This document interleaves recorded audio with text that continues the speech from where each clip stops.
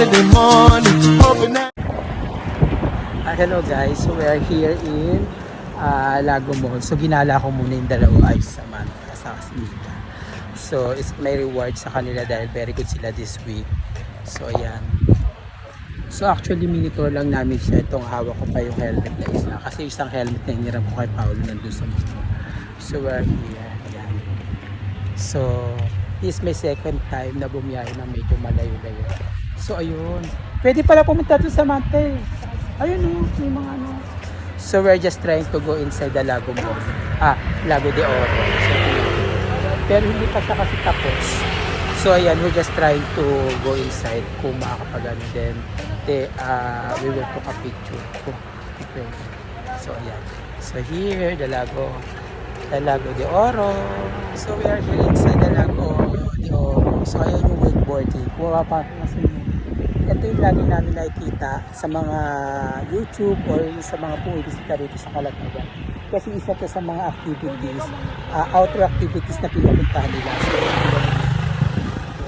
So pumayag naman yung guide sa harap na i-allow kami na punta na pumisita ganyan. So yun sila sa bata. Yes, yan.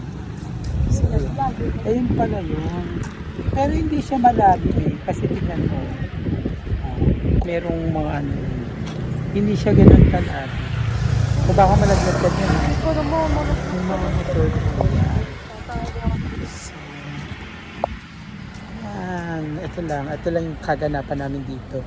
Medyo, ayan, ito tignan mo. Yung may hawak, kasi hilahin. Yan yung activity. Wala naman.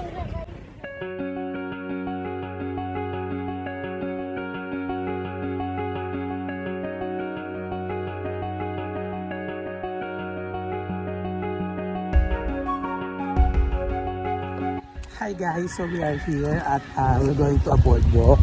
So actually nagtanong-tanong na kami rito. Medyo papasok kasi yung daanan dito. Pero naka-apat na tinanong kami. This is my first time na pumunta rito. And nakikita ko na medyo maganda rito. Lalo na Instagrammable talaga yung place. So kaya kasama ko si Samantha pa rin sa si Nicabella. So nanggaling kami kanina sa Lago de Oro. So I decided na dahil masyado pang maaga. So we're going here. And meron kaming dalang fish crackers and banana cue. So I'm so excited. So iniwan lang namin doon sa labas yung motor namin. So ito yung helmet ko.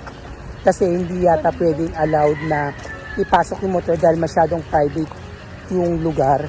So excited lang ako dahil gusto ko lang mapuntahan siya. Siyempre kung magustuhan ko pwede akong pumunta ulit rito if I want na mag-isa lang or something na mag-moments lang. So ayan, ito yung lugar. Ayan, meron magandang bahay na ginagawa. So actually rito sa Calatagan, medyo nagiging civilized na rin yung mga tao rito at yung mga place dito. So yun ang na kami sa shore. So actually, ang daan dapat, ayun yung boardwalk na sa likod na. Tatanong namin, actually doon dapat ang daan. Kaso na private property kasi yun.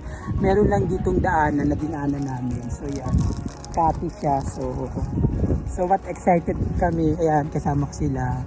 So ayan, actually ang ganda ng view rito, nakaka-relax. Lalo na siguro kung mataas yung tubig, tapos nandito, hanggang dito yung tubig, yan. Ito talaga yung typical na, ito yung typical na shore talaga na yung beach resort. Kasi ito hindi masyadong enhanced pa eh. And pero tingnan ganda oh. O diba? Kaway-kaway kayo! Ay sila. So naglalakad sila doon sa mga. So pupunta kami doon sa mismong boardwalk na yun. Sorry may dala akong helmet. Kasi dalawa yung helmet na hiniram ko, yung isa nandoon kay Paolo at ito sa akin. So yan. Punta kami doon sa gitna. For sure maglalakad ulit kami pabalik kasi nandun yung motor namin sa site. Actually maraming tao ngayon doon kasi marami ring motor na nakaparada doon. Hindi lang pwedeng ipasok talaga yung motor. So dahil nga we wanted na pumunta rito, so ayan. So papakita ko sa inyo yung kami.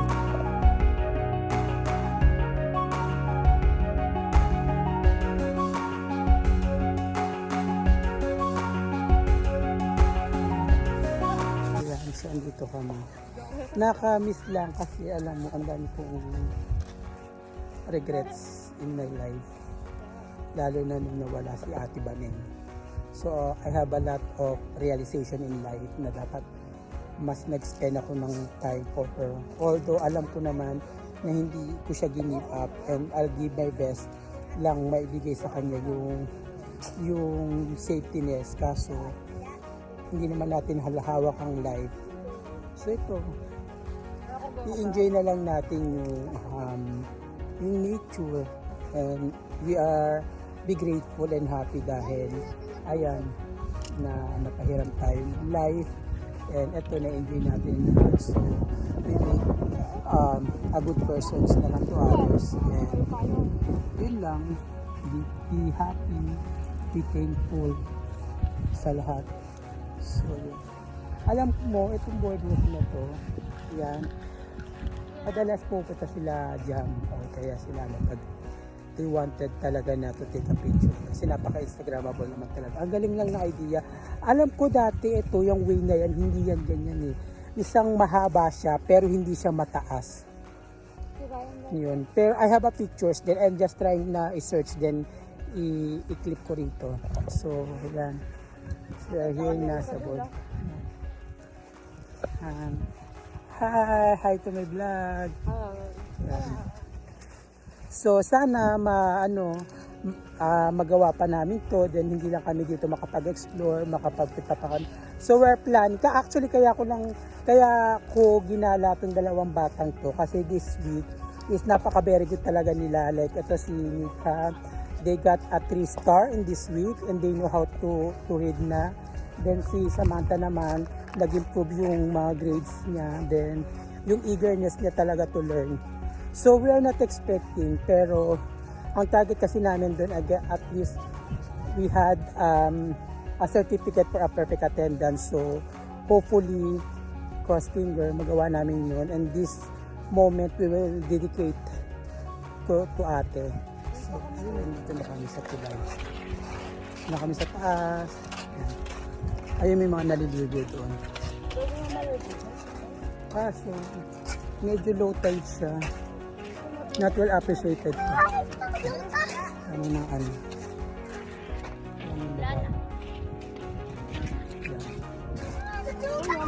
Ito yung lagi nilang pinupuntahan, madalas.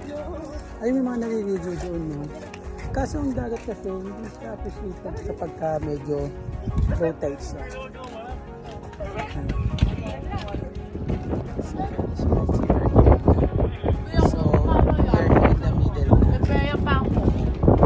Ang ganda ng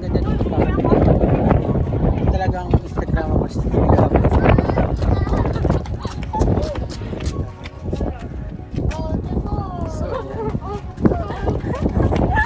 Sorry, magulo ang buko.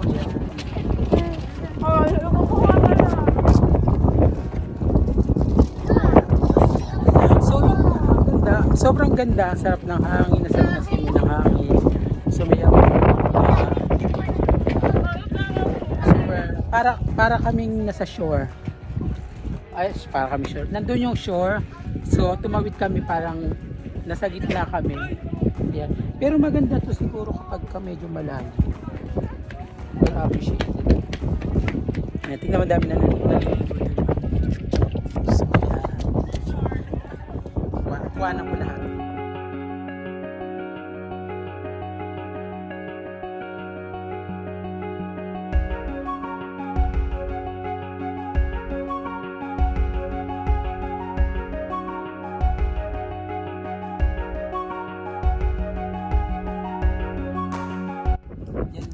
Just like what I said, life is too short.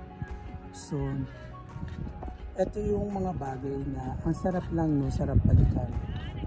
Then, simple lang. You don't need a lot of money, you don't need a lot of friends. Yung mabuhay ka lang ng simple, na wala kang napakatao, wala kang ibang nakikita, yun lang. So, enjoy life kasi we never know naman kung kailan ang life natin. Pero yung alam sa sarili mo na hindi ka maka-open ng tao and you will not do bad to other people. Yun. Yun lang. And I'm so happy and I'm so glad na kung ano man meron ako.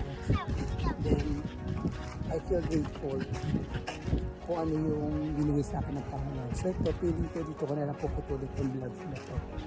And I'm so happy na sana mas marami pang memories na makasama ko together with my family.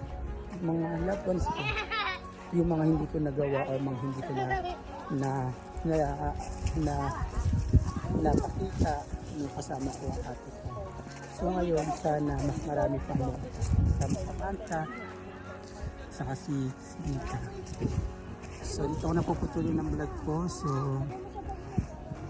always remember, choose to be happy and follow what you have desires.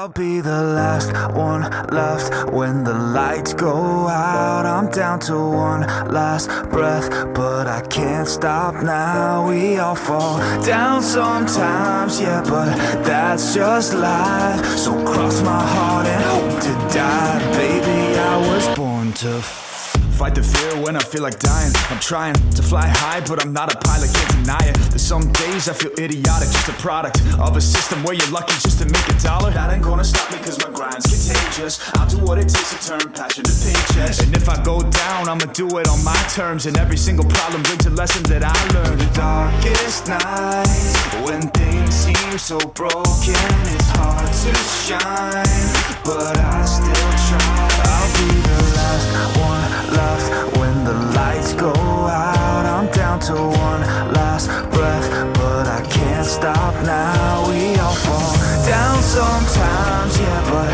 that's just life. So cross my heart and hope to die. Baby, I was born to fight. That's right. Baby, I was born to fight.